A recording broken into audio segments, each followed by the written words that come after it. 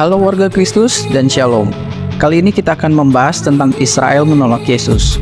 Mengapa mereka menolak Yesus dan alasan apa saja yang menjadi penolakan Yesus?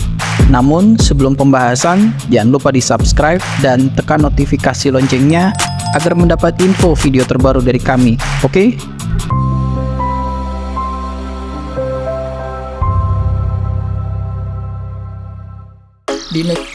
Yesus adalah tokoh penting dalam ajaran Kristen dan seorang yang sangat fenomenal sehingga kepopuleran Yesus pada masanya sangat mengganggu orang Israel pada saat itu, terutama kaum Farisi dan Saduki. Mereka adalah orang-orang ahli Taurat yang sudah ada sebelum Yesus lahir. Bahkan sebelum kitab Perjanjian Baru ditulis, mereka sudah ada. Ingin tahu sedikit tentang Saduki dan Farisi dan transisi kitab Perjanjian Baru? Kami sudah membahasnya, linknya ada di deskripsi. Lalu, alasan apa bangsa Israel menolak Yesus? Yuk, kita bahas.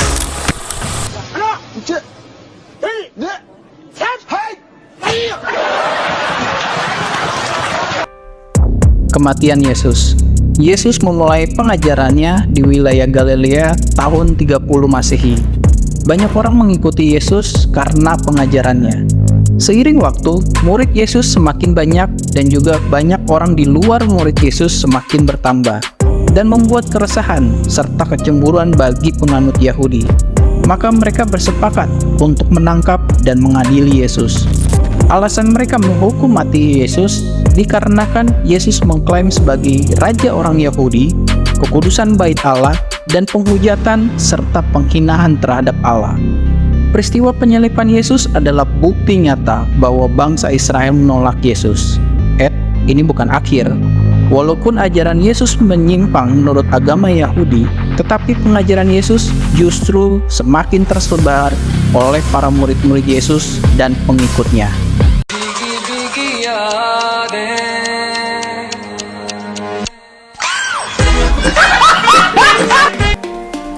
Ajaran Yesus. Ada beberapa ajaran Yesus yang ditolak oleh bangsa Israel, terutama kaum Yahudi pada saat itu. Yang pertama, klaim sebagai anak Allah. Yesus mengklaim dirinya sebagai anak Allah, suatu konsep yang bertentangan dengan keyakinan monoteis Yahudi yang menganggap Allah sebagai tunggal. Pengampunan dosa. Yesus mengajarkan tentang pengampunan dosa tanpa perantara korban-korban atau upaya-upaya ritual seperti yang diajarkan dalam Taurat Yahudi. Ini dianggap oleh beberapa pemimpin agama Yahudi sebagai penghinaan terhadap pentingnya aturan-aturan agama Yahudi. Ketiga, pentingnya hati yang bersih. Yesus menekankan pentingnya hati yang bersih dan motivasi yang tulus dalam beribadah, bukan sekedar melakukan perbuatan secara formal atau ritual. Ini merupakan pantangan terhadap praktek keagamaan formalis yang ada pada masa itu. Yang keempat, penolakan terhadap tradisi manusia. Yesus secara terbuka mengecam beberapa tradisi atau hukum yang dibuat oleh manusia yang bertentangan dengan ajaran moral yang sejati. Hal ini membuat beberapa pemimpin agama Yahudi merasa terancam dan menolak ajarannya. HP canggih lah, 2024. Bila menyalai, pencet sekali. Nah, bila memati, bila screenshot. Kelima, kerajaan yang spiritual. Yesus mengajarkan tentang kerajaan yang bersifat spiritual, bukan dominasi politik. Hal ini berlawanan dengan harapan mayoritas orang Yahudi yang menantikan Mesias politik yang akan membebaskan mereka dari penindasan Roma. Klaim sebagai anak Allah. Yesus seringkali menyatakan hubungannya dengan Allah sebagai anak Allah. Ini dianggap sebagai penghujatan oleh beberapa pemimpin agama Yahudi pada masa itu, karena dianggap sebagai mengklaim kedudukan yang hanya dimiliki oleh Allah. Pembebasan dari hukum Taurat.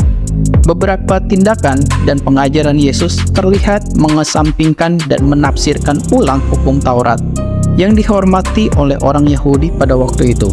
Contohnya, penafsiran Yesus tentang hukum-hukum Sabat dan pernyataannya bahwa hukum-hukum kasih lebih penting daripada hukum ritual. Secara umum, ajaran-ajaran Yesus yang menekankan kasih, pengampunan, kebersihan hati, dan hubungan pribadi dengan Allah seringkali bertentangan dengan pemahaman tradisional beberapa pemimpin agama Yahudi pada masa itu. Oleh sebab itu, Yesus ditolak di Israel.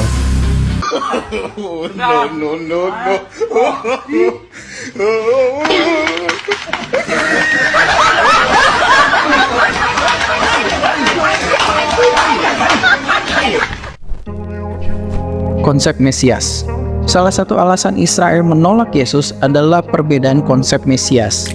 Mayoritas orang Yahudi pada masa itu berharap kedatangan seorang Mesias yang akan membebaskan mereka dari penindasan politik Romawi dan mengembalikan kedaulatan politik kepada bangsa Israel.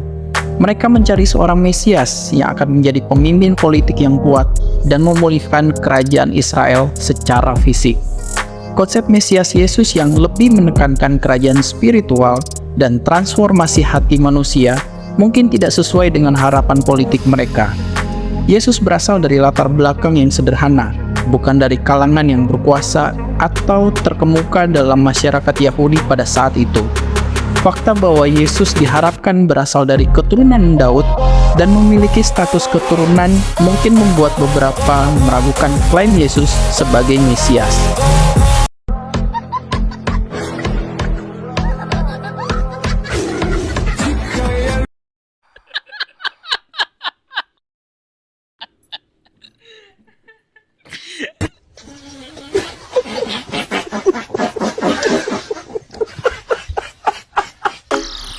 Itulah beberapa alasan mengapa Israel menolak Yesus. Jika kalian mempunyai pengetahuan lebih tentang Israel menolak Yesus, jangan lupa curahkan ilmu kalian di kolom komentar. Sampai di sini dulu pembahasan kita tentang Israel menolak Yesus. Tetap hidup dalam ajaran Yesus Kristus. Tuhan Yesus memberkati dan keep on fire.